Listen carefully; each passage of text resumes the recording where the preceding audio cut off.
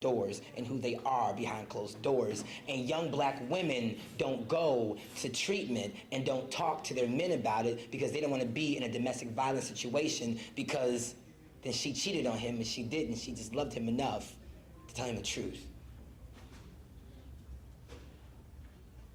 So my call to action for every individual in this place is, every time you drink a bottle of water, think about the person that can't afford a bottle of water.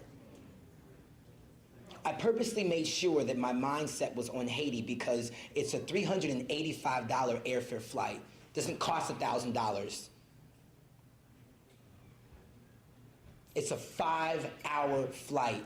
That's from here to Cali. From here to a place where you can see your own people. It's just respecting John Point Baptiste du Sable, since you do live in his city. That's the greatest regard you can give the man, is to go see how his people live, since this is how we live. We're living in a windy city. And I hope that the east wind that we get that's really wavering will push us to do better.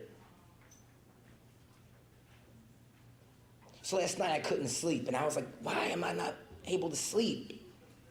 And I want to tag point something, because there are myriads of people in this room who have seen me grow from this really tenacious fire starter, just immature speaker, to someone that I'm gonna speak in love. I'm gonna do some surgery on your hearts and invoke you to do better. But I remember being inspired by Ray Lewis Thornton. She cussed me clean out my first conversation. My organization at that time was called Not Common Folk, and she said, who is not common folk?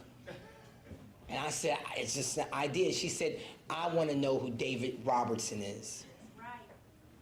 Because if I don't know who David Robertson is, I'm not going to care about those not common folk. And I say that to say, by paying it forward, you never know who you're helping. She opened up her mouth and gave me a bit of wisdom that now has me as an international speaker. She didn't know what she was doing then, but she was giving me wisdom. And if you were sitting here, if you were getting pamphlets in this place, why don't you open up your mouths and give your friends and your peers wisdom? You do not know 4 years from now how that would save their life. One man's obedience connects to so many people's destinies, and one man's disobedience can cause casualties. If we would have opened up our mouths, these seats would have been filled, tests would have been fulfilled, and people would have known their truths. Truths, plural. This is why I'm depressed. This is why I got diarrhea. This is why I've been thinking I'm crazy. That's their truths. So I couldn't sleep last night, and I couldn't understand why. And I woke up this morning, and when I was in Haiti, I did a 7-mile hike in one of their mountains. And I remember it was so easy going up that mountain. You know, getting certification to be an HIV tester, it's easy. Going to school and getting an education is easy because you get that refund check and it's cool. You know, having sex with somebody is easy. That initial, I busted my nut, that's easy, right? That's easy. Not using a condom just to get it in real quick, that's easy. That's getting up the mountain. Setting up these things and using a budget that is useful money, that's easy. Getting up in here and invoking something in you, that's easy. But then I was inspired by MLK when I thought about my mountaintop experience in Haiti.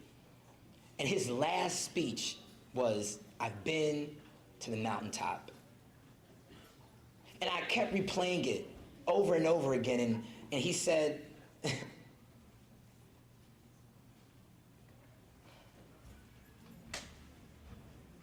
taking a mental flight to Egypt and watch God's children in a magnificent track from dark dangers of Egypt across the Red Sea through the wilderness toward the promised land, he said, I wouldn't stop there. Greece, I wouldn't stop there. Rome, empires, I wouldn't stop there. The day of Renaissance, I wouldn't stop there. And I kept replaying this, and I'm like, what does this mean? Where did we as a community stop? Where did we as a community stop? Did we stop knocking on doors?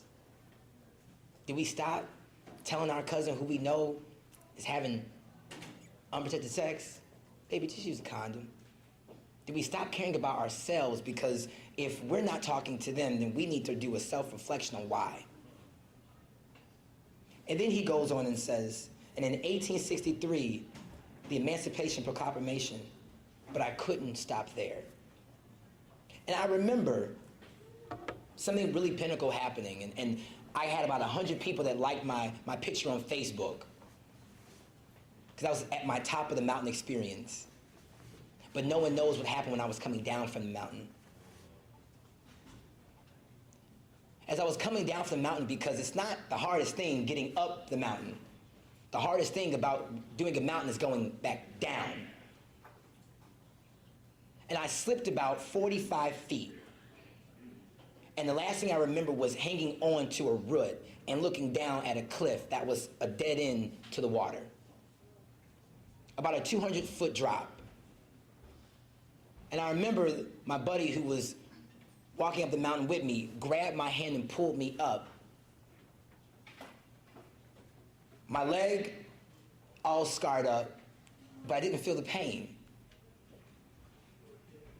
He was asking me, are you good, man? I'm good. We walked back down.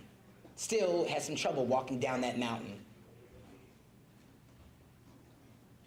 And when I would begin understanding what MLK was saying to us prophetically as a prophecy, he's been up at the mountaintop. And his word says, and I am so happy, and I am not worried about anything. I am not fearing any man. Mine eyes have seen the glory of the coming of the Lord. And I was like, what is he talking about? And we are all in the process of coming back down that mountain to help the people. In the interim of that, there is going to be times where you're going to be tested. Tribulations, frustrations, irritations. But we as a community have to see this for it's bigger than what it really is.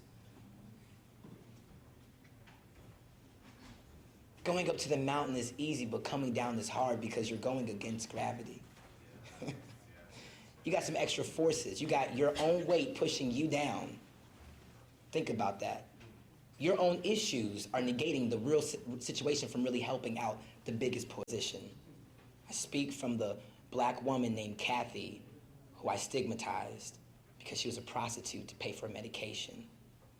I speak from my brother's experience, who right now has neutropenic, which is a lower count of cells in his body because he doesn't want to go to the AIDS clinic, as he calls it, the core center, because he doesn't want to have people think that he's gay, because he was that black man who got it because he had an experience he had to survive in jail.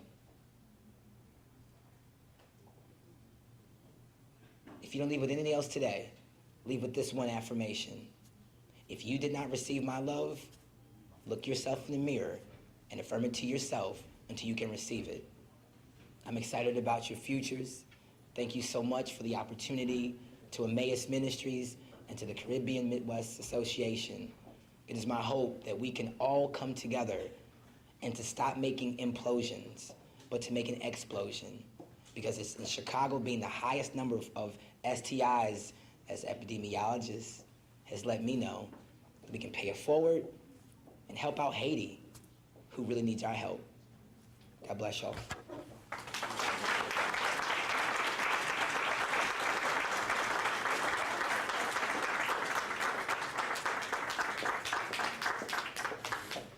know, that was a very inspiring story for me.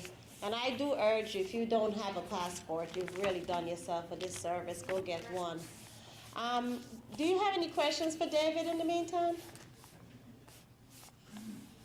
I'd like to just add something to Yeah. clarify and help this message of don't shackle yourself to anywhere. And this is just purely housekeeping. The confusion between the 175